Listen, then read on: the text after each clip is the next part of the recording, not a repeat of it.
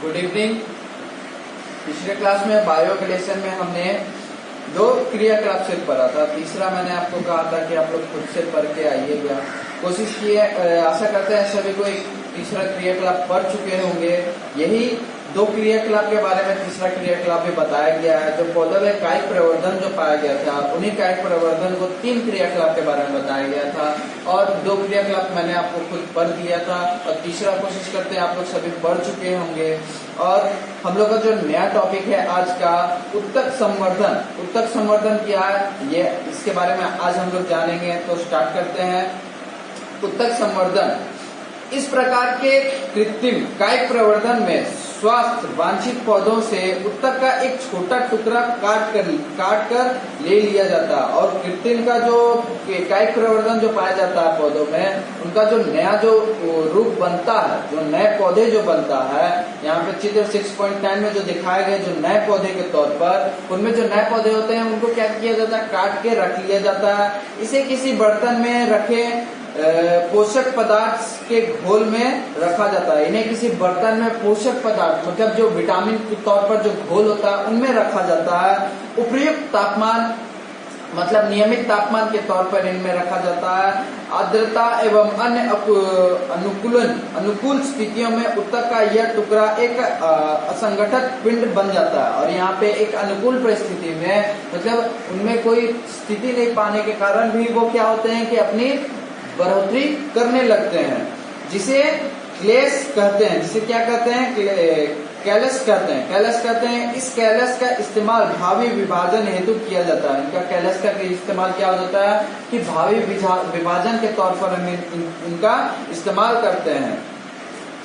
Callus के एक छोटे भाग को पृथक कर अन्य हार्मोन युक्त माध्यम में रखा जाता है और कैलस का एक छोटा भाग को उसी नए जो पौधे रहते हैं उनके छोटे भाग को काट दिया जाता है और उनको क्या किया जाता है, उनकी बीच में भी एक कैलस उत्पन्न होता है। उन कैलस को क्या कहते हैं, हार्मोन युक्त माध्यम में रखा जाता है और जो यह विकास एवं विभेदित होकर पादप बनता है। और यहाँ पे जब क्या होता है कि कैलस क्या करते हैं कि विभाजित एवं विकसित होते हैं पौधों के रूप में, पादपक बनते हैं। और यहाँ पे विभेदित होकर पादपक बनते हैं। इन पादपकों को जीवन में या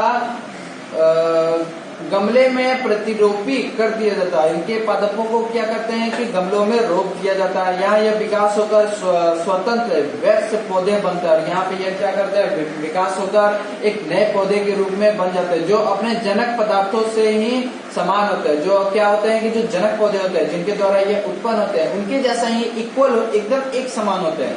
इस तरह उत्तक संवर्धन कायिक जनन का एक आधुनिक तरीका और जो उत्तक संवर्धन है, जो कायिक प्रवर्धन है, उनका एक आधुनिक रूप कहलाता है।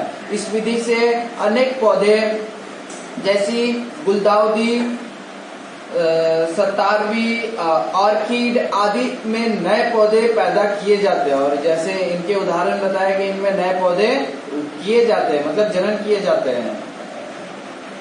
इन विधि के तैयार किए गए पौधों को एक पुनर्जनक या क्लोर कहते हैं। इससे वांछित गुणों का हद से ह्रास नहीं होता, मतलब उनका खराब नहीं होता है। उनका इनके द्वारा जो गुण जो पाए जाते हैं वो खराब नहीं कहलाते हैं। जो इक्वल जो जनक पौधे होते हैं उनमें जो गुण होते हैं वो भी इन्हीं पौधों में गुण पाए जाते हैं जो नए पौधे बनते हैं। जैसा कि अगर हम देखते हैं कि आप भी खुद ऐसे पौधे जो अपने से खुद से उपजाए होंगे उत्तक संवर्धन के तौर पर, जैसे अगर गुलाब का ही पौधा ले लिया जाता है तो सिर्फ उसके टहनी को हम लोग सिर्फ तोड़ के उसको क्या करते हैं, नए पौधे के रूप में बना देते हैं। उससे क्या होता है कि जो जनक पौधे थे जिनके द्वारा हम वो जो टहनी लिए उनमें जो भी फूल पाए जाते थे और उनमें जो भी गुण पाए जाते थे, वो जो नए पौधे हमने लगाए उनमें भी वही चीज गुण पाए जाते हैं। अगर उसमें अच्छे तौर पर खाद्य पदार्थ डाला जाए तो वो एक बेहतर रूप धारण कर लेते हैं। ठीक है,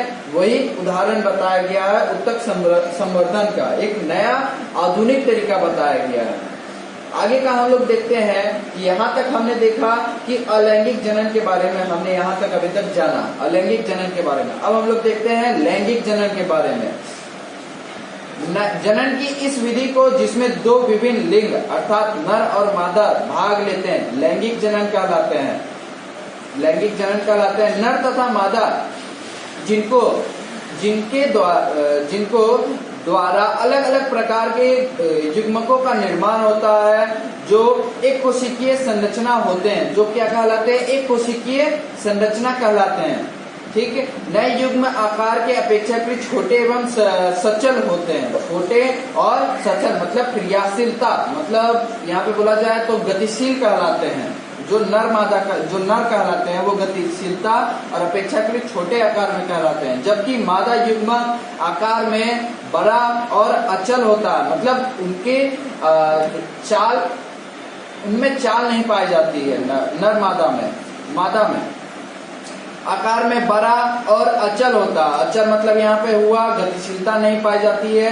नर युग्म को शुक्राणु या स्पर्म और मादा युग्म को अंडाणु या ओवम कहते हैं। ठीक है। लैंगिक जनन में जो मुख्य क्रिया होती है, पहली युग्मक का निर्माण एवं दूसरा युग्मकों का संगलन मतलब उनका बढ़ना। यहाँ पे दो विधियां बताई गई थी जो क्रियात्मक रूप पर जब लैंगिक जनन पूर्ण होता है, इन्हीं द्वारा पूर्ण हो पाता है। नए युग्मक का मादा युग्मक से संलग्न होना मतलब मेल होना, जिसे निषेचन कहते हैं। जब यहाँ पे नर युग्मक का मादा युग्मक से जब संलग्न होते हैं मतलब मेल होता है उनका, तो उन्हें क्या कहते हैं, निषेचन कहते हैं। निषेचन के फलस्वरूप सर्वप्रथम एक कोशिकीय युग्मन या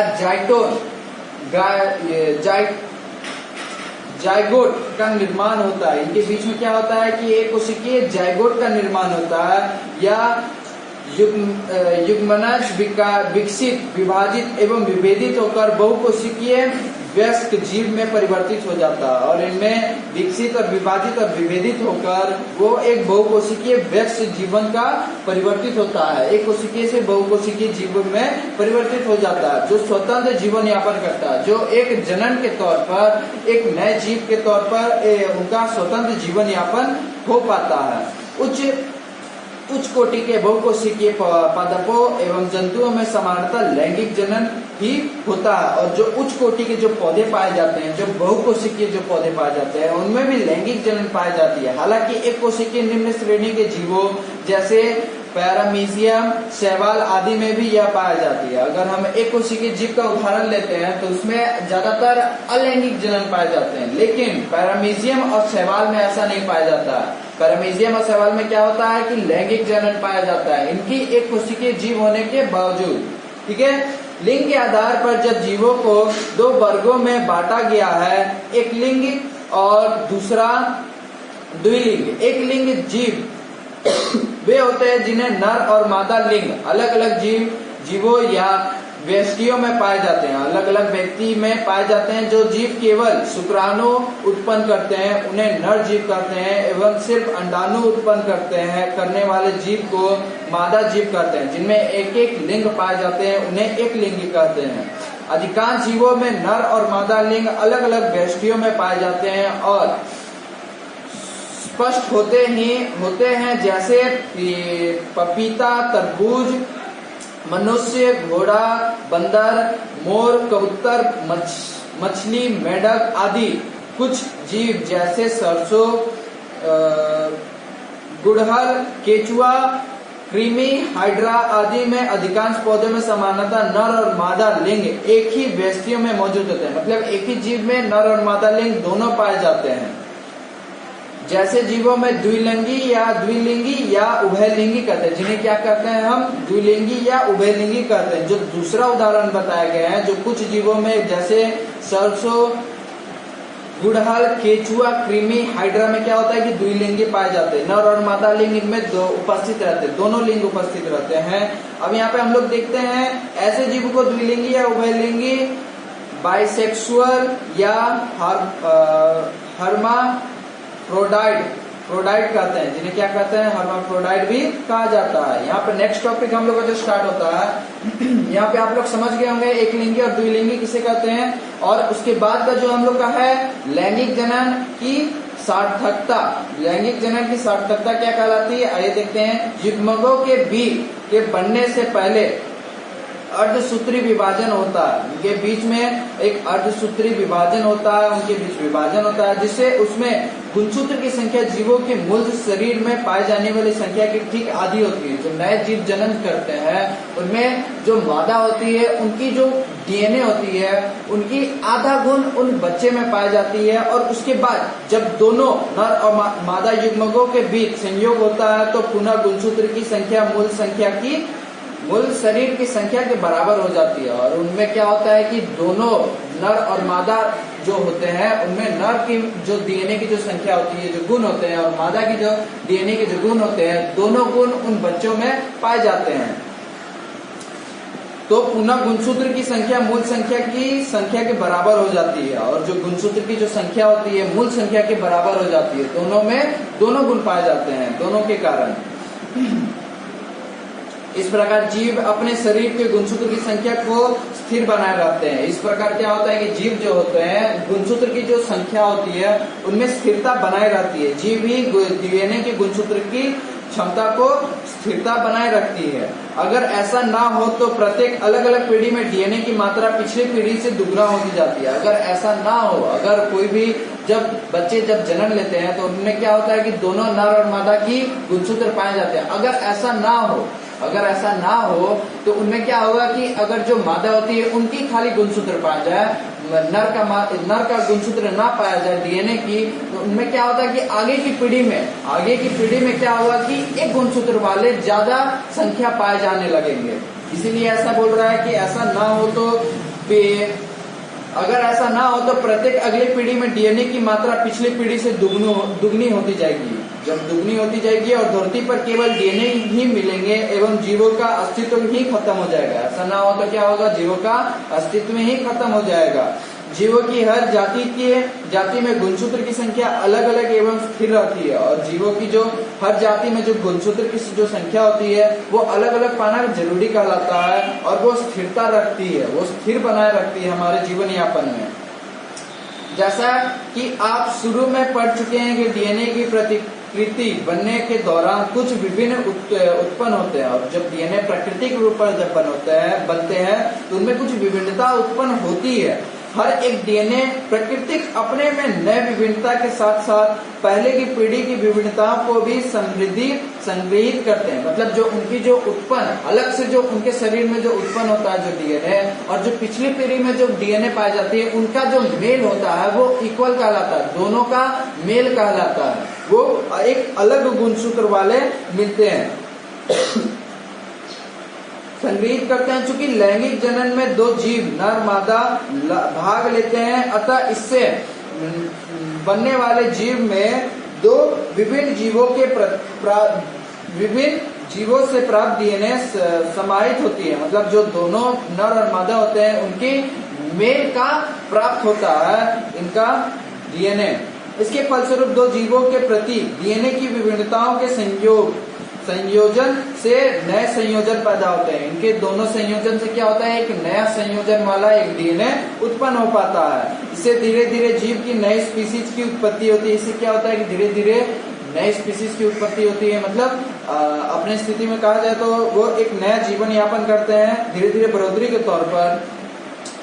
प्रत्येक स्पीसीज की समष्टि से उत्पन्न होने वाली विविधता इस स्पीसीज के अस्तित्व को कायम रखने में सहायक होता है। और इस स्पीसीज को मतलब जो एक व्यक्ति बोल रहे हैं, एक जब कोई भी एक नया स्पीसीज बनता है उसके थ्रू एक दूसरा स्पीसीज बनता है। उनका जो विविधता पाया जाता है वो एक कायम अस्तित्व को कायम रखने में सहायक होता है। उनकी जो अस्तित्व होती है, जो उनका जो रूप धारण करने की जो स्थिति होती है, उनकी स्थिति को कायम रखने के लिए वो अहम कहलाता है।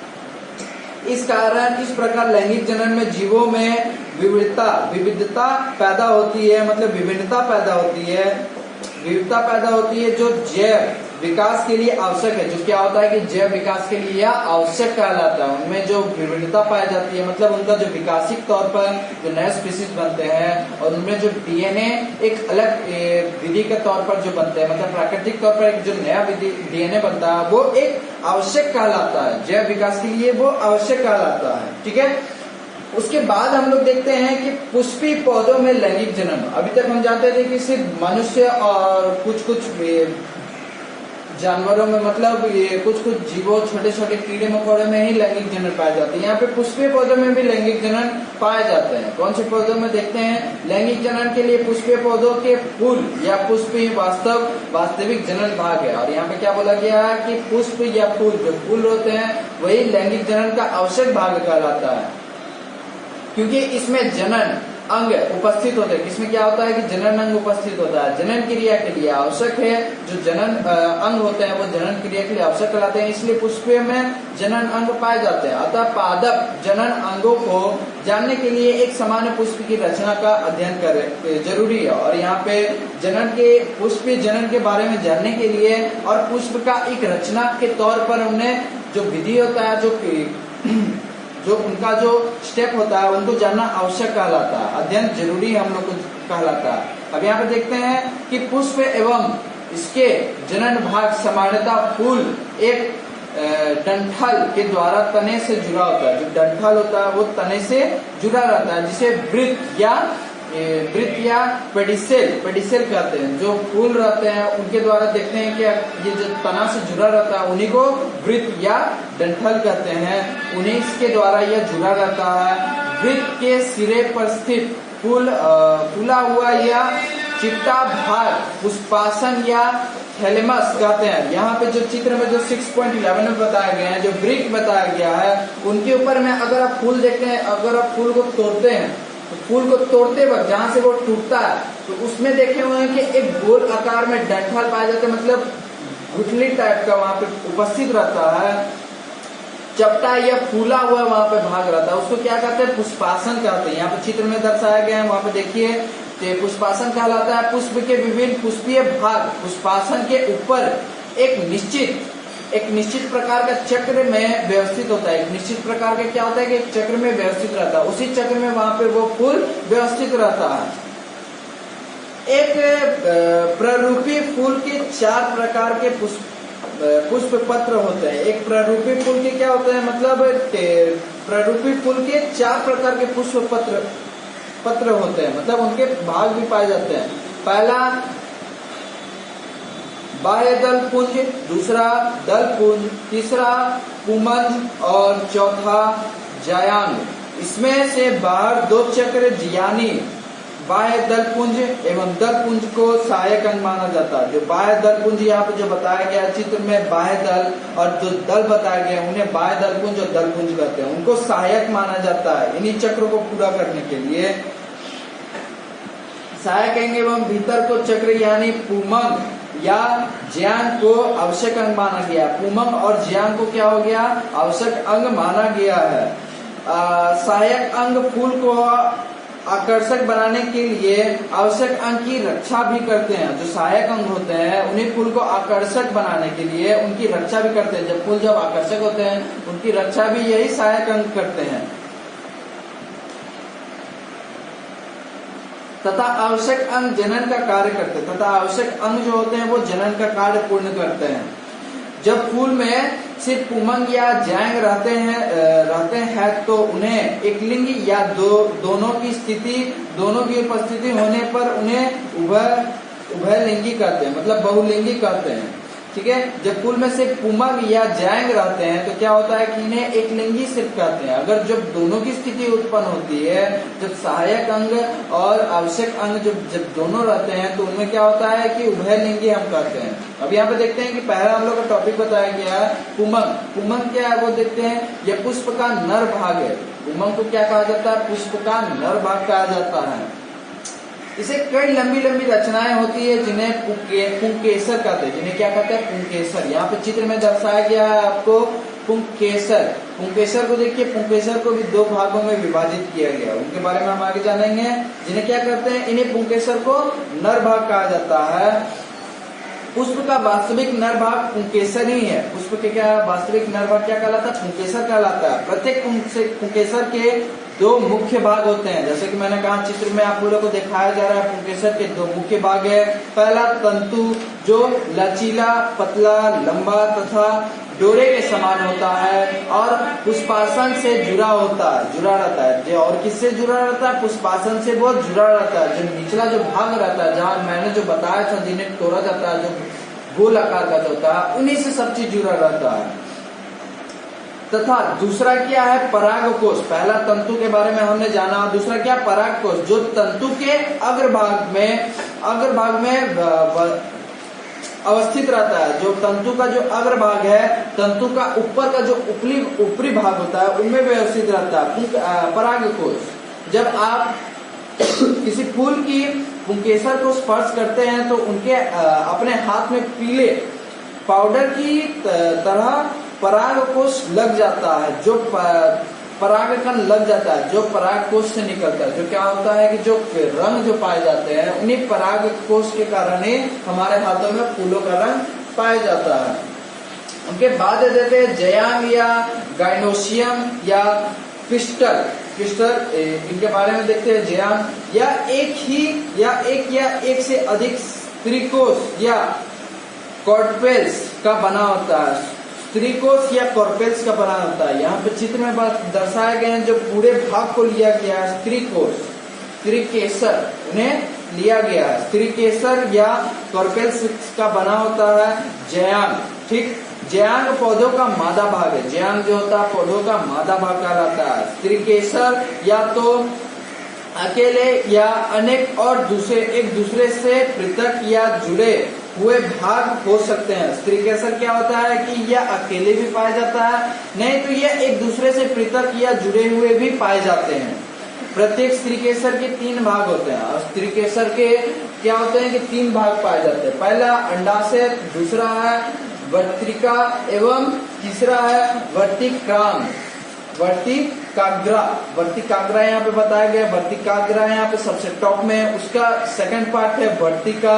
और यहाँ पे पहला भाग क्या है बताया गया, अंडाशय। यहाँ पे स्टार्टिंग पॉइंट पे यहाँ पे जो अंडाशय बताया गया वो जयांग का 3 भाग कहलाता है। स्त्रीकेसर का 3 भाग।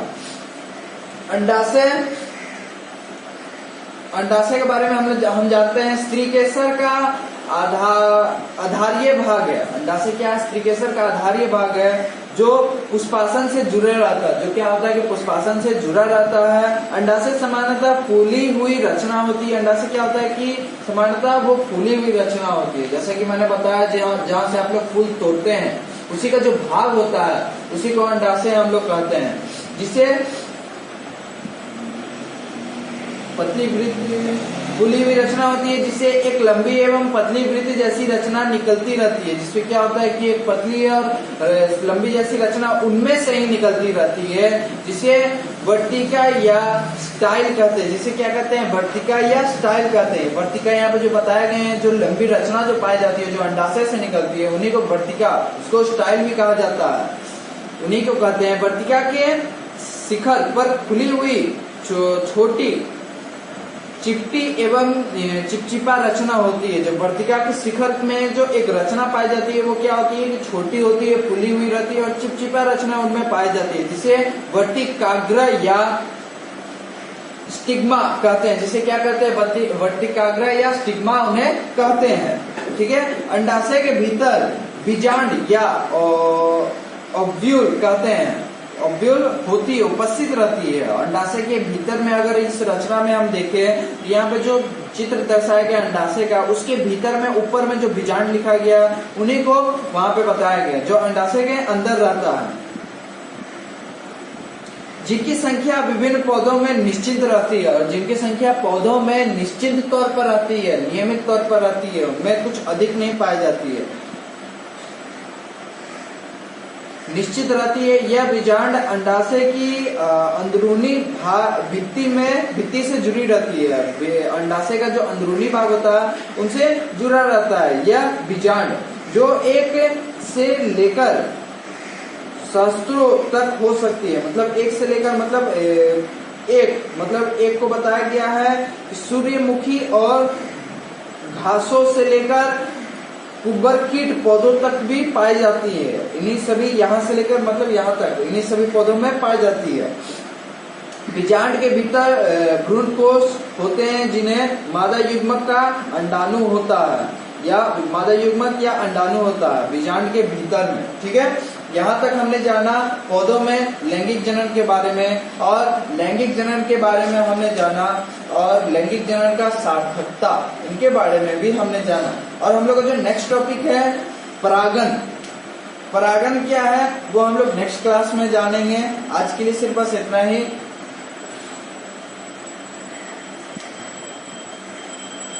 ठीक है, और जो परागकण है उसके बारे में हम लोग नेक्स्ट क्लास में जानेंगे।